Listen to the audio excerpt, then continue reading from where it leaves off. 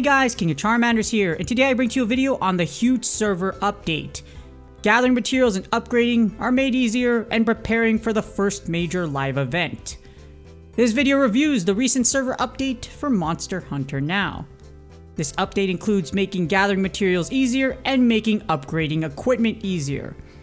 And overall, this update helps both new and veteran players. There's a lot of things in here that does help new players, but again, veteran players do benefit from this update. Alright, first we're going to start off with the main features adjusted or changed. So this one's really long, so I'm going to throw it and chop it up into parts. Starting off with part 1. So the icons for drift gems were updated, and now you can tell the difference between drift stones and drift gems instead of looking at the name. Here's the picture right here. As you see, they are distinctly different from drift stones now. So now you can actually tell. And before this update, you could actually only tell by looking at the name before you smelted them. So sometimes you might accidentally drift smelt your drift gem when you didn't want to. And then bam, I've done that before. But now you can actually tell them apart, so it's really nice and you're not going to get confused. In addition, the descriptions of some hunter medals were updated. Moving on, we have part 2 of the main features adjusted or changed. And the preseason story quests had their difficulty lowered, so they're made easier.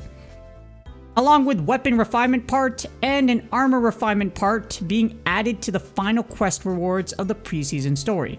This is really nice because if you didn't play back in the day, or if you remember back in the day, you didn't actually get any of those. You finished the story and then you went on to have the daily quest requirements of getting one weapon and armor refinement part per day.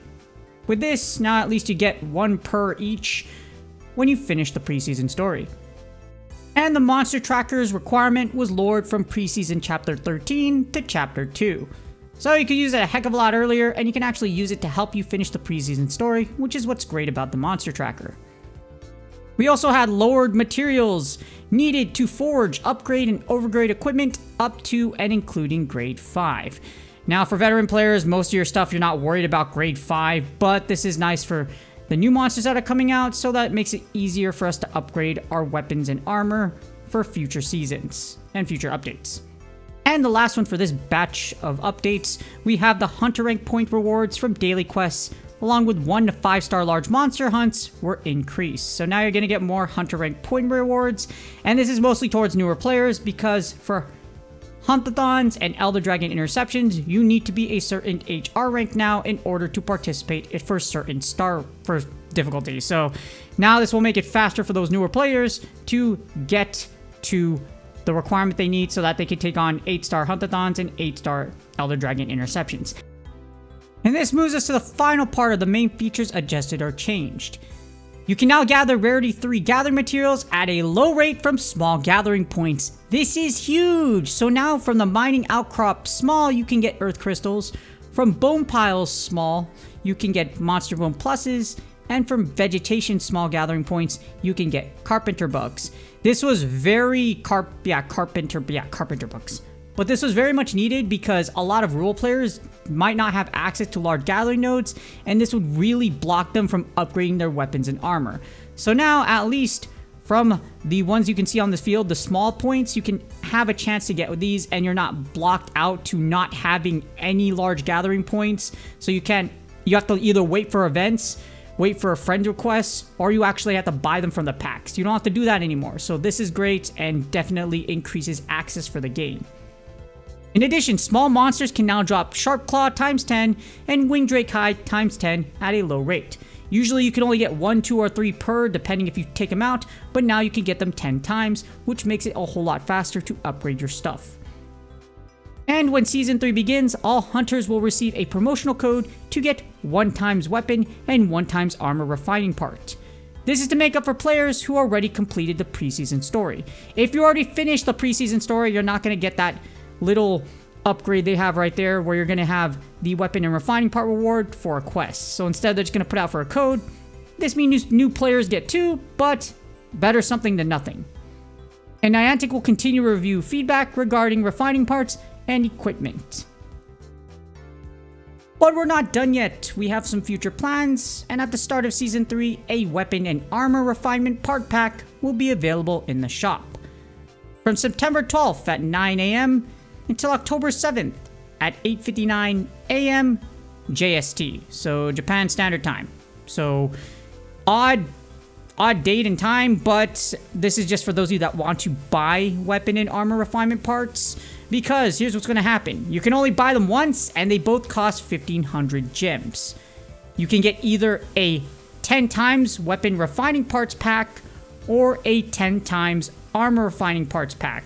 So for those of you that have overloaded on your weapon and armor refinement parts, you're a brand new player and you need more, or if you're a veteran player and you just recklessly spent them and you're like, oh, I need more, here you go.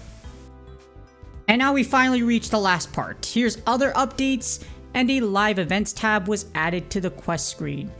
This is to prepare for the first large-scale real-world event. As I say right here, please stay tuned for more information coming soon. So for those of you that are looking for information on what this is, stay tuned, and this is likely for the Monster Hunter Now Carnival. This will be the first major live event happening in October in Tokyo, Japan. I will be there, and I know a lot of y'all are, those of you that are like, man, I need more information so I know where to go. It's gonna be in Japan, in Tokyo, Japan, so just be around that general area. It's gonna be a large-scale event, so likely the entire central Tokyo is going to be a playing field. That was both a shameless and unconvincing performance. But since we need a new strategy, so be it. I'm kind of glad they refined their strategy, as these are some great updates for new players and veteran players. But here's the big problem. Dimensional links still need to be made great again. It's been 20 days since the dimensional links nerf, and it's still the top improvement request in the community forums. It needs to be restored to its original access range. Here we go, right here, it's still the top, and it's already at 516 replies, 7,700 plus views, and the last activity was 5 hours ago when I last checked. So still active. It's great that you're making refining parts great, but we need dimensional links to be great again. So for veteran players and for new players, this is one of the best updates that ever happened, and it needs to change back. So please, if you are listening to our feedback, please change this back, Niantic. I'm going to keep yelling about it until you change it back, and it's pretty clear that a lot of players are going to keep yelling about it until you change it back. Please do me a huge favor, like, subscribe, and comment for the YouTube algorithm. Hopefully you're excited for Season 3. I am too, and there's some big things coming. So stay tuned, good luck on your drops, good luck on your grinds, and I will see y'all on the next video.